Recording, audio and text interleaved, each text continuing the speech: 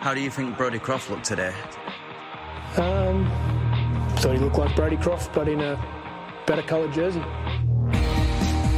has won back-to-back Rugby League titles. The golden generation finally has its golden fleece. No England game, it seems, is complete without a Ryan Hall try. Jamie Peacock. Kevin Sinfield. Rob Burrow. Jamie Jones Buchanan for Leeds. It's one of the most popular beards in rugby league now. There aren't many in Super League that can do that. We just want to be a great friend, and if we can all try and be a bit of a better friend from time to time, I think we have a bit of a better place to live in.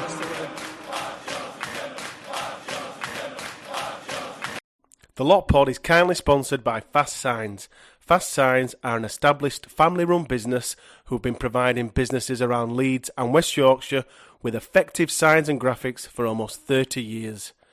Fast Signs are passionate about helping customers make a statement with signs that are eye-catching, effective and delivered fast.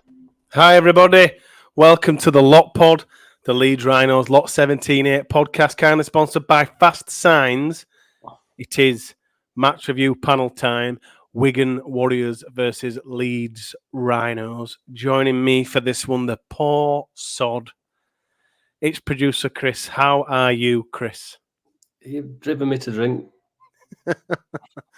Now, for those that are listening, what is that drink, Chris? Brandy. I thought it was bleach. Looks like a quadruple brandy, neat, warm. It's that kind of. It's needed. Yes, it's been that kind of Leeds Rhinos result. What do you want to talk about? Brexit? Should we bring that back? Have we discussed politics? Do you want to talk COVID? Any conspiracy theories? Just anything that isn't Leeds Rhinos. It's just probably going to be the shortest match review panel we have ever done. Leeds lost. Season's over. See you all next year. Bye, everyone. Just well, in fairness, that's the positive. I'm going away this weekend, so I wouldn't have been able to go to watch the Hull KR game. So you're glad that it's done now? You're not missing anything? I'm not really missing out. No, you aren't missing anything at all because it's done. It's finished. Match review panel time. Wigan 38, Leeds 0, nil, nada, nothing. And that concludes the 2024 Super League season for Leeds Rhinos. But in true Lot Pod fashion, we will name some positives. We've been in worse predicaments. We did this during the Agar years. We were looking for positives under Richard Agar. So, Chris, I've got, obviously, Alfie Edgell and Riley Lum. And, of course, all the Leeds fans that made the trip over the M62, because the M62 was disgusting and up to its old tricks. Have you got some positives for us, Chris? We're all right getting there. It would come getting home was like 2.5 hours. The Leeds fans were good again, but there was something really weird. Like, why were the Wigan fans in the way end? Yeah. Why did you do that, Wigan? I thought it's really busy in here, and then I was sat with loads of Wigan fans screaming, and I couldn't get away from them. And I'm like, I don't think this is going to end well. Was it the same guy that was sat behind us for the Wigan Saints game at Magic? No, because he was vile. Yeah, he was vile, wasn't he? No, it wasn't him. Thankfully, they were all right where I was, but I was like, it's just full of Wigan fans. Still not nice to be sat around loads of opposition fans when you're getting absolutely tanked. Yeah, but even they were a bit. They were quiet. To say they were absolutely hammering it. There were free tickets or whatever, but it was strange old atmosphere. Leeds left completely scoreless. That's just not acceptable. Would you agree with that, Chris? For us to be nilled at any time against any side? No, it's not acceptable, is it? But Wigan were really good, but they are top of the league, aren't they? Yeah, we won't talk about them. Yeah, I don't think they got out of second gear. No, I don't think they had to. I think they throughout the game they felt Leeds were just done and first gear's enough. Yeah, I think it was. But it seems to have happened across Super League, doesn't it? Yeah. Some big drubbings this weekend. We're in blowout territory now. I think a lot of sides are ready for a Mad Monday and to put their feet up and get to Dubai or wherever they want to go for their holidays. We can't be bothered to review this game. But as we have always, there's nothing to review. There's nothing to review. As we've always done, whenever our season has ended, we always find something else to talk about. Or whenever we lose, to be fair, we find something else to talk about because nobody wants to talk about this. But we will. We've got a few points that we will make. Harry Newman played well, Chris. Felt he's been a lot better since Brad Arthur came in, although our player ratings recently said otherwise. I feel like that's my own personal issue with our player ratings. What did you make of Harry on Friday night? It would try it hard, but it's not enough, is it? I don't know. If you're one of three trying. I actually thought he was one of the standouts if you're going to pick a standout. But there just wasn't much to pick standout at all. So I don't know. I think like with every player, it's just going to be interesting to see what they're like after a solid off season.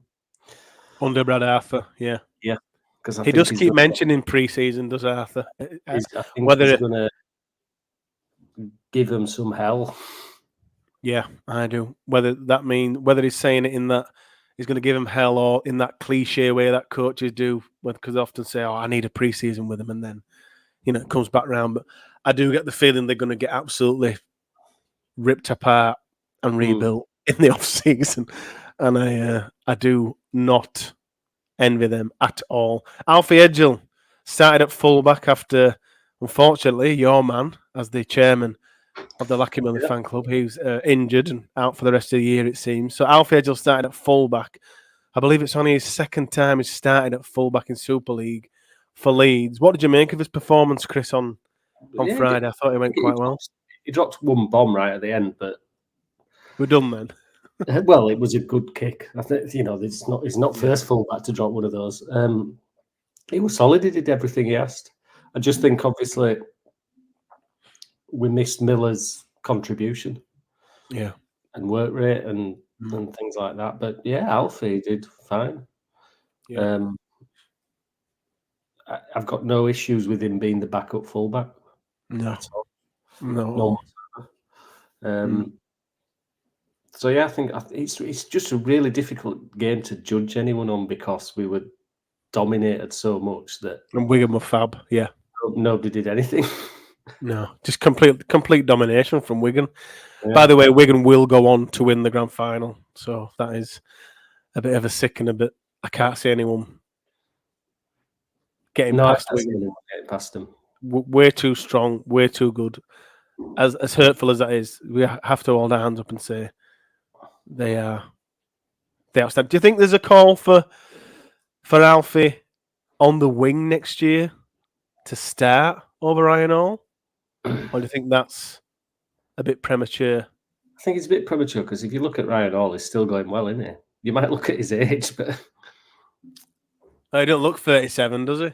No. But I actually think Riley Lum's the more natural winger if you're going for the two. If we're going that way. Yeah. I think Riley looks a proper player. He does.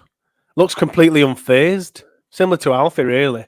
Seems to be instantly have that quality. What is it? His second or 2.5 Super League games he's played now? 2.01. He lasted about 2.01 games. And in his first game at Hull, when he scored, was it twice? Scored twice in that game? Yeah. He got the fast times player of the match. And it'll be interesting to see the player ratings for this one because I think he's in line again. So when he plays 80 minutes, he gets fast times player of the match. Well, he made a really, really good break, and that was the only thing that we did all game. Yeah. Thanks, Riley. And I'm not being sarcastic, by the way. Thank you. That was the only thing I think I cheered all evening, and that was it. So, do you think there's more of a call? Do you think Riley's more?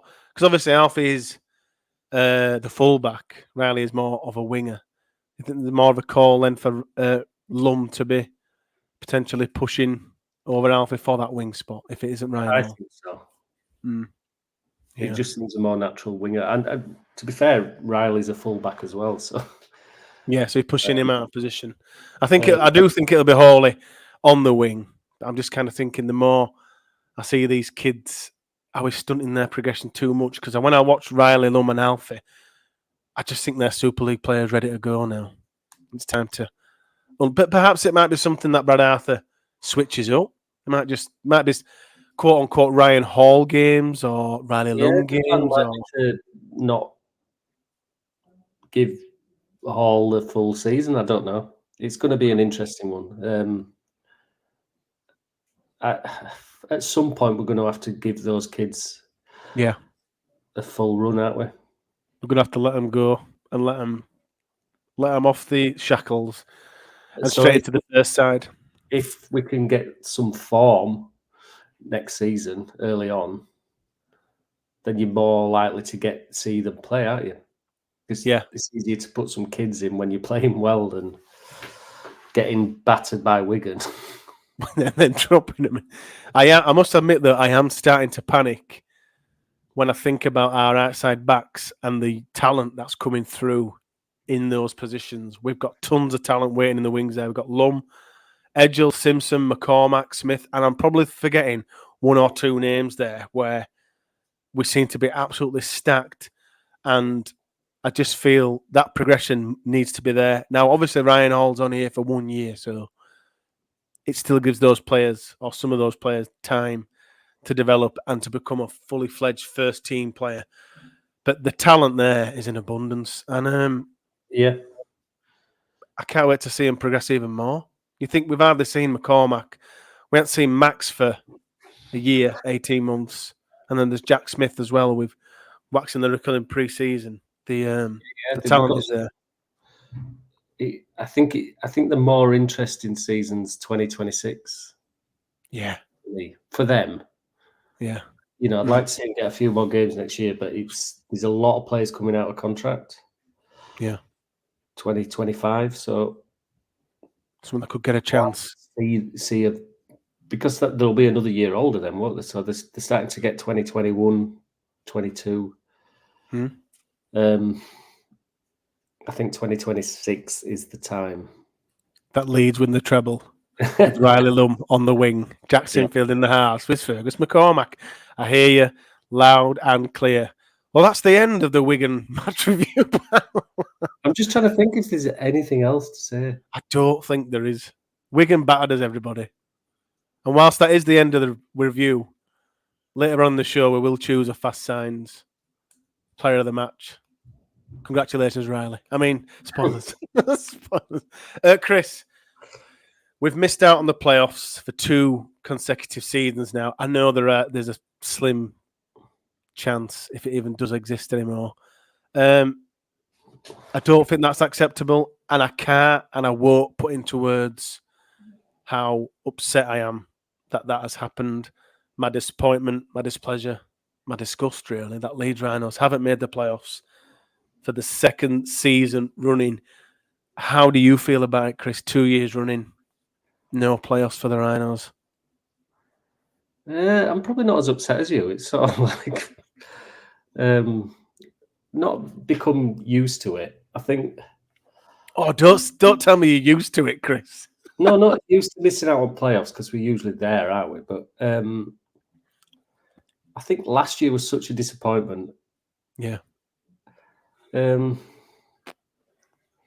think the fact that I'm struggling to say what I think means that I am quite annoyed about it. You are quite annoyed. I've kind of come to terms with it. I mean, there is a slim chance they'll get there, but it's pointless. I think Wigan did us a favour. Yeah, tanking us. Yeah, because I think it's a wake-up call, and there's only 3 teams going to do it this year, isn't there? I think it's between Wigan, Hull KR and Warrington. I know Salford can play well. Salford, oh my God, how have they made it? I don't know, and they've done it in some style as well, haven't they? Done it in some style with like the worst squad that's ever made the playoffs, ever. Yeah. I suppose the only thing is St Helens have looked terrible, so that's not a bad thing. But yeah, that's helped. That the bad guys actually are playing bad. I like to see Catalans playing crap. Mm. You know, I like them to play well. I really don't want Lee to do anything. No. Just because of Derek Beaumont. Just because you love of Derek. Yeah, it's just not acceptable, is it? But all I would say is the club has obviously realised this. I don't think anyone did we expect Brad Arthur to come in and do a Rowan Smith. I don't think he's that type of coach. I think we've talked about it before. I think once he decided that he was staying, I think his focus has been on what he's going to recruit and next year, I think. Yeah. And probably rightly so. I mean, I don't think the squad at the moment's got the mental capacity to do what they did in 2022. No, I agree. It's a different squad, isn't it? Yeah. When you look at it. So I just don't think that the mentally we ain't got a big enough pack to do it. You're going to get steamrolled. I mean, you've got Mick playing with busted ribs. Yeah. James Bentley playing prop. I'm playing well, to be honest. We're best Leeds prop on pitch again. And then you've got the other 2 that do 10-minute stints. So you're not going to do out, are you? And then it's just not going to happen. No. Hindsight is a wonderful thing, but if you cast your mind back to the start of the year, everybody, when we made signings such as Croft, Ackers, Millet, Momorowski, they were all incredibly positive, those. So in terms of the club, signing Brodie Croft, for God's sake, that is unbelievable. Let's not forget we have actually signed him, and everybody wanted him. Everybody in the league wanted him. There were NRL teams wanted him. Every Leeds fan on the planet was overjoyed when we did sign Croft. So the club have played their part in terms of recruitment, Chris. Would you agree with that? I think... Well, all I'd say is where would we be if we hadn't signed Brodie? If we hadn't signed Croft, Ackers, Miller, Momorowski. Yeah. And I think maybe not Momorowski. I think I don't know whether there's something up there, but the rest will pay dividends next year. I truly think that. I think if they can sort the holes in the rest of the squad out, you've already seen the big difference in Miller with Brad Arthur coming in. Under Arthur, yeah. And Frawley and Croft. Now, Frawley's only here for another year, but I think they'll pay. I think that recruitment will pay dividends next year. Definitely. That's what I'm predicting. Things haven't worked out, and we know that, and it's sad and it's disappointing. But this current squad, as you keep saying, Chris, it's not that far away from competing for a playoff spot and finishing much higher in 2025. And I know I've been saying that since 2021 on this podcast. Yeah. I truly believe that. I think we just need some big bodies. Yeah. So some big guys in. Yeah, it's going to be interesting to see. And I've seen a few people panic that we haven't signed anyone yet, but we did that last year, and then we ended up signing some good players. So we left it late, but we signed the best player in the league. There's time yet, and I think with Brad Arthur's connections in NRL, he's probably just keeping his powder dry a bit.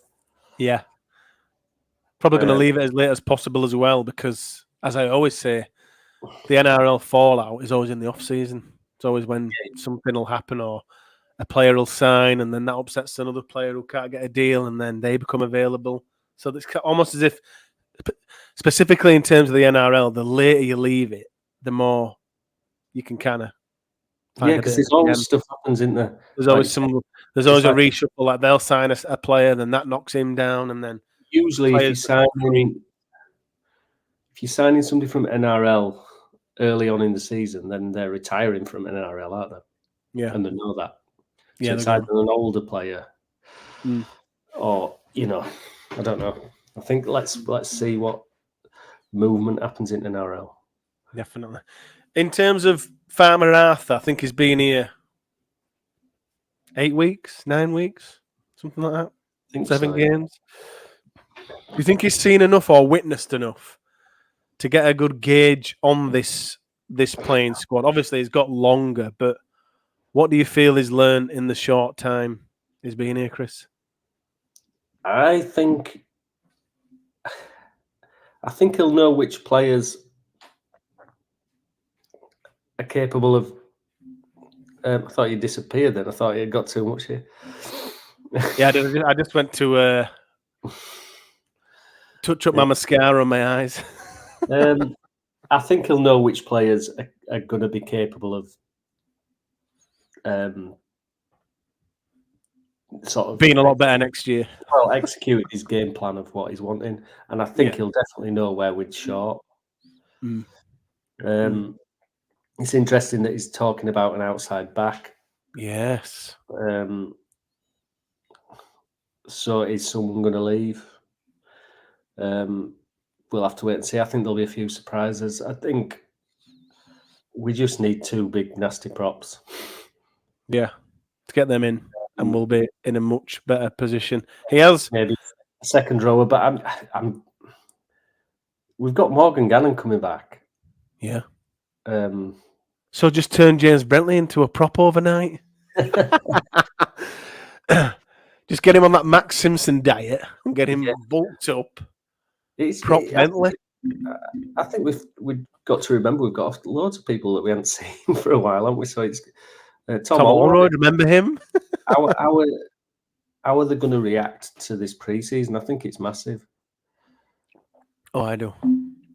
I think, and again, I've said this since 2021, since the start of this podcast, but the biggest off-season we've had ever.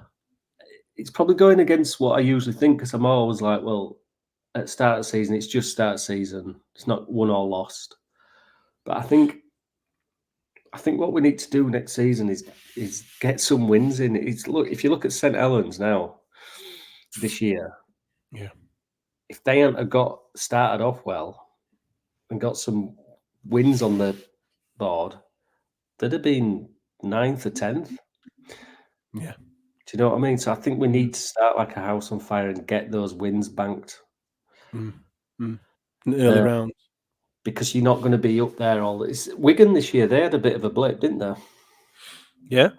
They lost to Hull. Yeah, they did. That was funny. I should have reviewed that instead. Yeah, but we lost to them as well. That's the problem. Oh, yeah, that's true. But even, I mean, Hull have been quite steady, but they weren't very good away from home. I think we need to next year start off like a house on fire and get some wins. Yeah. Because at some point you're going to have a dip, aren't you? Or you're going to have some injuries. And we never seem to have done that. We've always, last couple of years, been win one, lose one, win one, lose one. Whereas I'd like us to hit the ground running, I think. And pick up some form from the off. You mentioned Momirovski there. He didn't play well versus Wigan, but I don't think many players did. There's been some rumours that Paul is potentially leaving the Rhinos, heading back to Australia over the off-season. He's got 1 year left on his deal, has Momirovski. Does the thought, first of all, would you be opposed to him leaving? Would you be upset if it came out over the off-season and said Paul Momirovski's gone back to Australia? Would you be gutted? Would you be... How would you feel if that were to happen? On the circumstance. If it's that he wants to leave, I think that's fine. I'm just not a big fan of shunting players out after a year, especially overseas ones. Yeah. Scott Donald would have been gone after the first season. Good.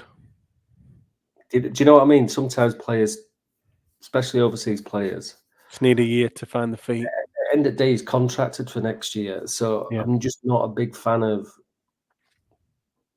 unless they want to leave. Unless it's their own family reasons or personal reasons. Forcing players out of a club, it's not a great look, is it?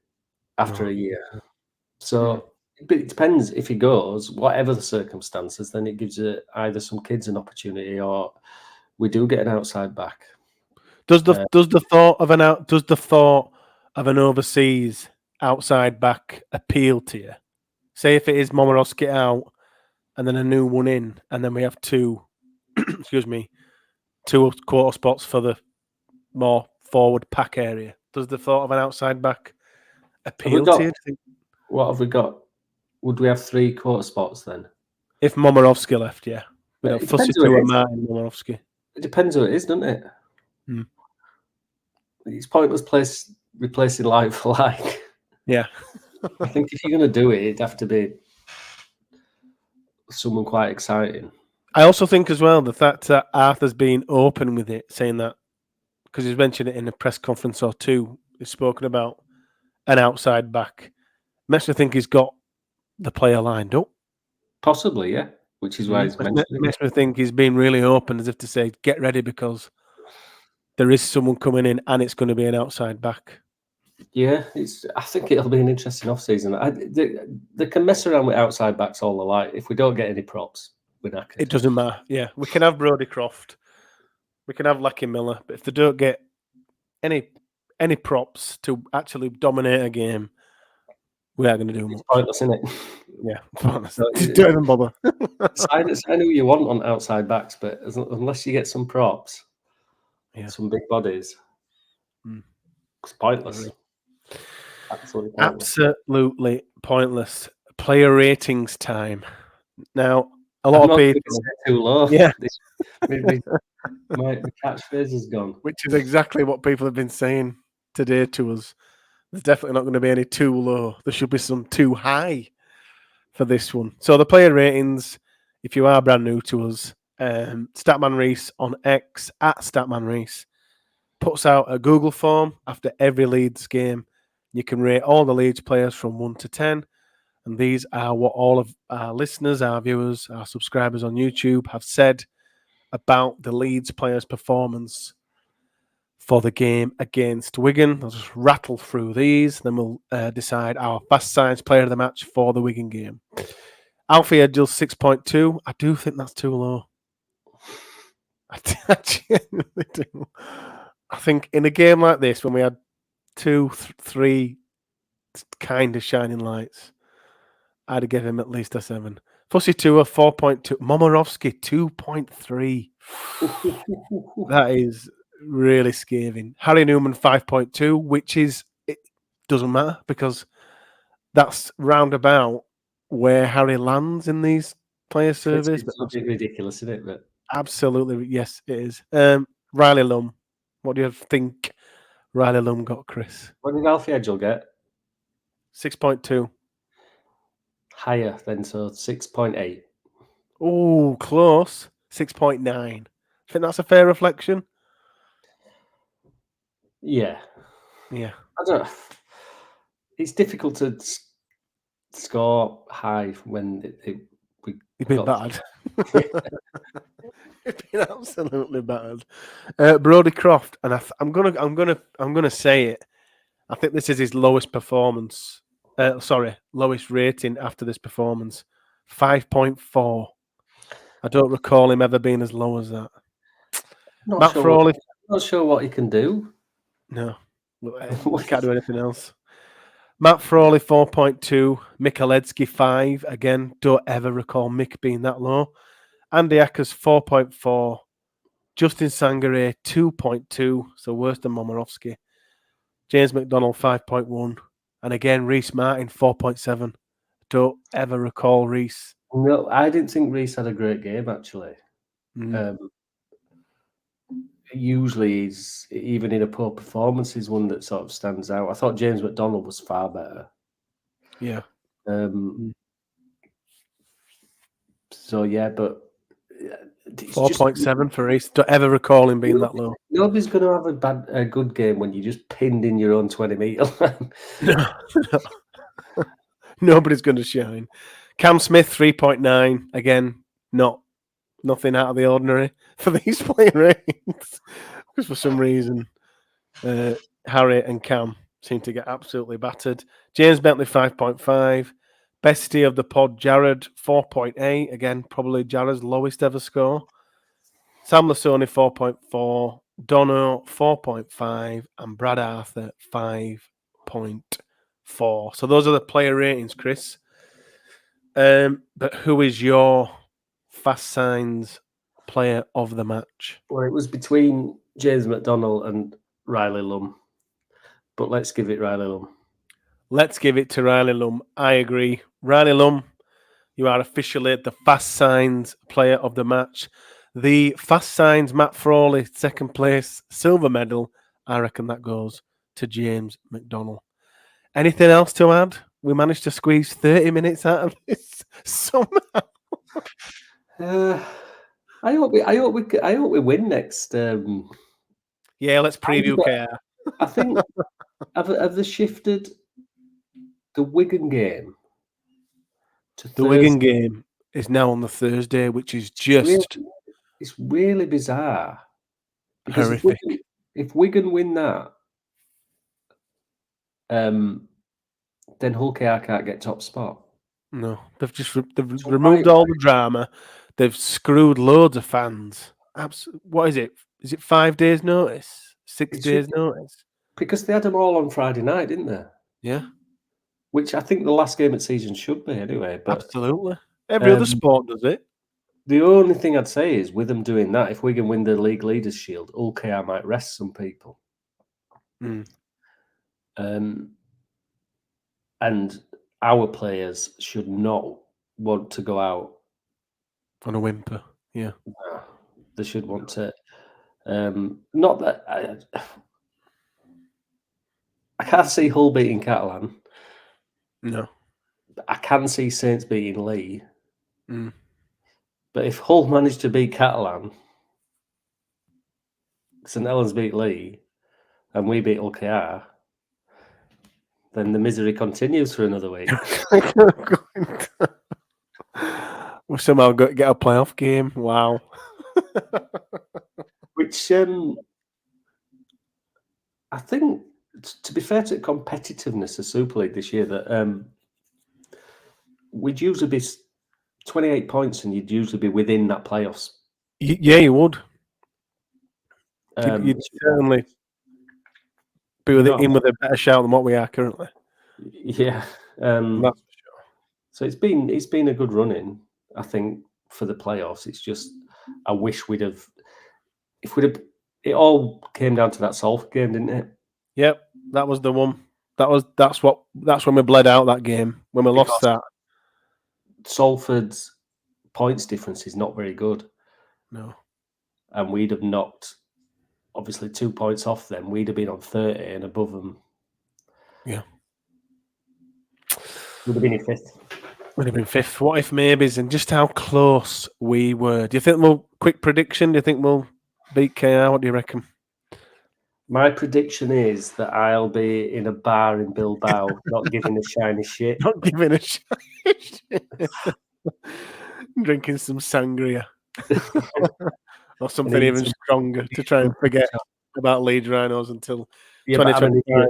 So I'll probably still try and get it on my phone. Sucker for punishment. Thanks to Chris. Thanks everybody for watching and listening. If you haven't subscribed to us on YouTube yet, why? Head on over to YouTube, search The Lot Pod. That's us. That's my massive bald head.